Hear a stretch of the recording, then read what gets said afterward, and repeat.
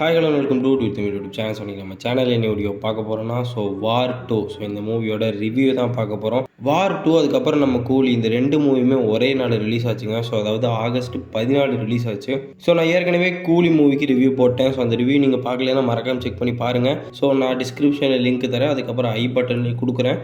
இப்போது அன்னைக்கு ரிலீஸ் ஆன வார் 2 பற்றி பார்க்க போகிறோங்க. இந்த 2 மூவியோட கிளாஷ் ஒரு பெரிய விஷயமா இருந்துச்சு. பிகாஸ் ஏன்னா ரெண்டுமே ஒரு pan India மூவிங்க.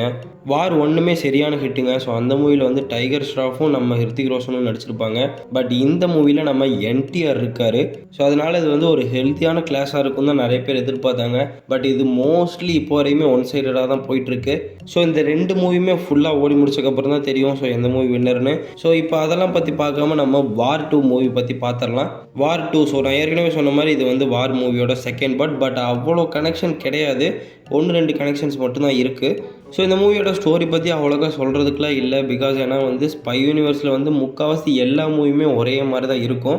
Full and full Indian army agents அந்த மாதிரி நிறைய ஏஜென்ட்ஸ் பற்றின கதையாக தான் இருக்கும். அதே மாதிரி தாங்க இந்த மூவியும்.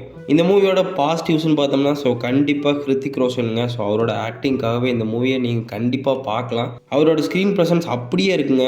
அப்போ என்ன ஸ்க்ரீன் ப்ரெசன்ஸ் இருந்துச்சோ அதே ஸ்க்ரீன் ப்ரெசன்ஸ் இப்போயுமே இருக்குது. ஒரு சூப்பரான ஆக்டிங்க. இந்த மூவியை ஃபுல் அண்ட் ஃபுல் தாங்கி பிடிக்கிறதே அவர் மட்டும்தான். அதுக்கப்புறம் இந்த சைடு பார்த்தோம்னா நம்ம என்டிஆர். அவரோட பெர்ஃபார்மன்ஸ் ஓரளவுக்கு மிட்டாக தான் இருந்துச்சு. எனக்கு டீசெண்டாக இருந்துச்சு அவரோட பெர்ஃபார்மன்ஸு. அந்த கேரக்டருக்கு ஏற்ற மாதிரி ஓரளவுக்கு நல்லா நடிச்சிட்டாருன்னு தான் சொல்லணும். இந்த மூவியோட ஸ்டோரி பொறுத்த வரையுமே ரொம்பவே சுமாரான ஸ்டோரி தாங்க. பட் அதை இன்னும் எவ்வளோ சுமாராக கொடுக்க முடியுமோ அவ்வளோ சுமாராக கொடுத்துருக்காங்க. ஆக்சுவலாக இந்த மூவியோட டிரெக்டர் ஒரு நல்ல டேரக்டருங்க. வேக்கப் சித் அப்படிங்கிற ஒரு மூவி, அதாவது நம்ம ரன்பீர் கபூர் நடித்த மூவி ஒன்று இருக்குது. செம்மையான மூவிங்க.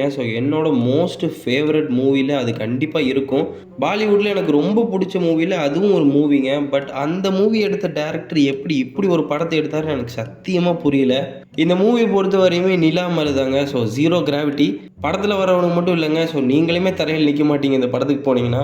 போட்டு வேறு லெவலில் தட்டி எரிஞ்சிட்டானுங்க. அங்கிட்டு பறக்கிறானு, இங்கிட்டு பறக்கிறானுங்க, என்னென்னமோ பண்ணுறானுங்க. ஃபைட் சீக்வன்ஸ்லாம் வேறு லெவல் பண்ணிட்டானுங்க. ட்ரெயின் அங்கிட்டு பறக்க விட்றானுங்க, இங்கிட்டு பறக்க விட்றானுங்க. இந்த சீன்ஸ்லாம் சுத்தமாக லாஜிக்கே இல்லைங்க. அது அவங்களுக்கும் தெரியும். தெரிஞ்சு தான் எடுத்திருக்காங்க. இது லாஜிக்கான மூவி கிடையாது அப்படின்னு சொல்லி அவங்க ட்ரைலரில் வந்த ஷார்ட்ஸ்லேயே நம்மளுக்கு தெரிஞ்சிருக்குங்க.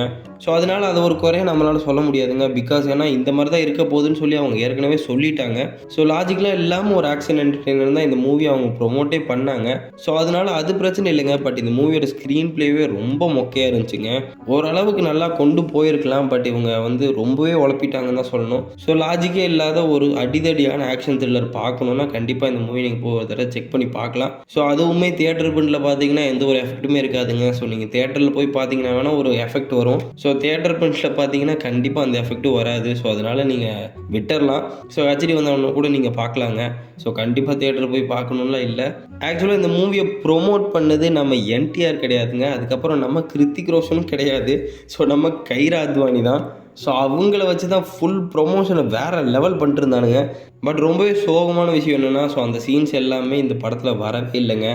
நம்ம சென்சார் போர்டு அந்த சீன் எல்லாம் தூக்கிடுச்சுங்க. அதனால் அந்த மூவியில் இந்த சீன்லாம் வரவே இல்லை. அது இந்த மூவிக்கு இன்னொரு மிகப்பெரிய மைனஸ்ன்னு தான் சொல்லணும்.